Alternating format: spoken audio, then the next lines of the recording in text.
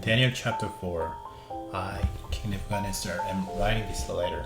I'm sending it to the people who live all over the world.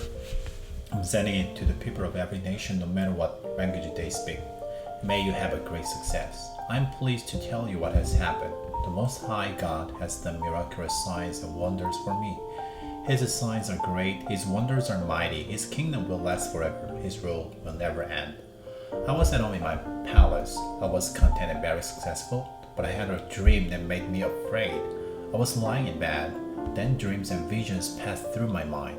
They terrified me. So I commanded that all the wise men in Babylon be brought to me. I wanted them to tell me what my dream meant.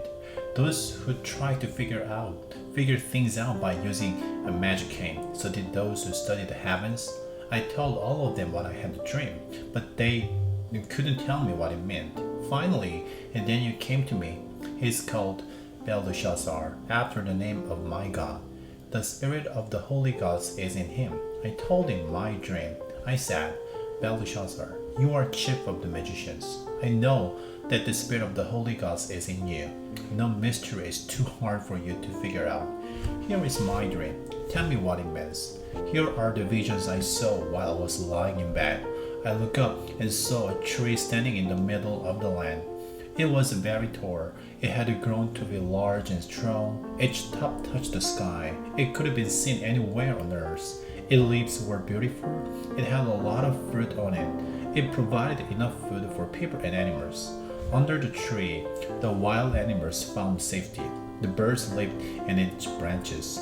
Every creature was fed from that tree. While I was still lying in bed, I looked up. In my visions, I saw a holy one. He was a messenger. He was coming down from heaven. He called out in a loud voice. He said, cut down the tree, break off its branches, strip off its leaves, scatter its fruit. Let the animals under it run away. Let the birds in its branches fly off. But leave the stump with its roots in the ground. Let it stay in the field. Put a band of iron and bronze around it. Let King Nebuchadnezzar become wet with the dew of heaven. Let him live with the animals among the plants of the earth. Let him no longer have the mind of man. Instead, let him be given the mind of an animal. Let him stay that way until 7 periods of time pass by. The decision is announced by a holy messenger, so all who are alive will know that the Most High God is King. He rules over all kingdoms on earth. He gives them to anyone he wants. Sometimes he puts the least important people in charge of them. This is the dream I, King Nebuchadnezzar, had. Now tell me what it means. Belteshazzar, none of the wise men in my kingdom can explain it to me, but you can. After all, the spirit of the holy gods is in you.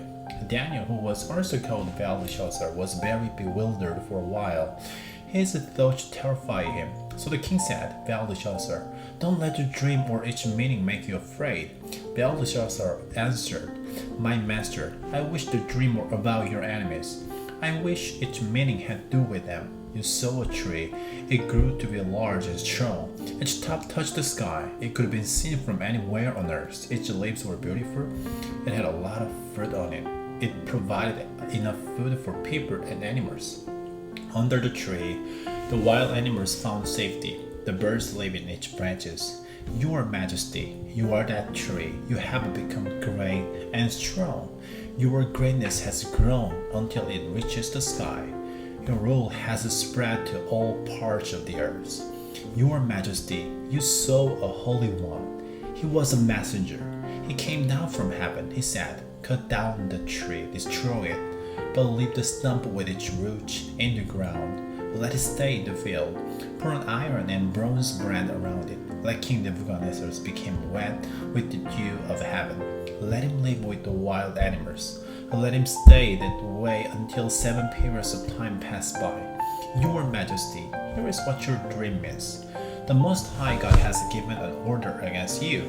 You will be driven away from people. You will live with the wild animals. You will eat grass just as an ox does. You will become wet with the dew of heaven. 7 periods of time will pass by for you. Then you will recognize that the Most High God rules over all kingdoms on earth. He gives them to anyone he wants, but he gave a command to leave the stem of the tree along with its roots. That means your kingdom will be given back to you. It will happen when you recognize that the God of heaven rules. So, Your Majesty, I hope you will accept my advice. Stop being sinful. Do what is right. Give up your evil practices. Show kindness to those who are being treated badly. Then perhaps things will continue to go well with you. All this happened to King Nebuchadnezzar. It took place 12 months later. He was walking on the roof of his palace in Babylon. He said, "Isn't this the great Babylon I have built as a place for my royal palace? I used my mighty power to build it. It shows how glorious my majesty is." He was still speaking when he heard a voice from heaven. It said, "King Nebuchadnezzar, here is what has been ordered concerning you. Your royal authority has been taken from you. You will be driven away from people. You will live with the wild animals. You will eat grass just as an ox does. 7 periods of time will pass by for you. Then you will recognize that the Most High God rules over all kingdoms on earth. He gives them to anyone he wants." What had been said about King Nebuchadnezzar came true at once. He was driven away from people. He ate grass just as an ox does. His body became wet with dew of heaven. He stayed that way until his hair grew like the feathers of an eagle. His nails became like the claws of a bird. At the end of the time, I, Nebuchadnezzar, looked up toward heaven. My mind became clear again. Then I praised the Most High God. I gave honor and glory to the God who lives forever.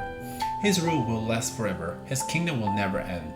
He considers all the nations on earth to be nothing. He does as he pleases with the power of heaven. He does what he wants with the nation of the earth. No one can hold back his hand. No one can say to him, "What have you done?" My honor and glory were returned to me when my mind became clear again. The glory of my kingdom was given back to me. My advisors and nobles came to me, and I was put back on my throne. It became even greater than I had been before.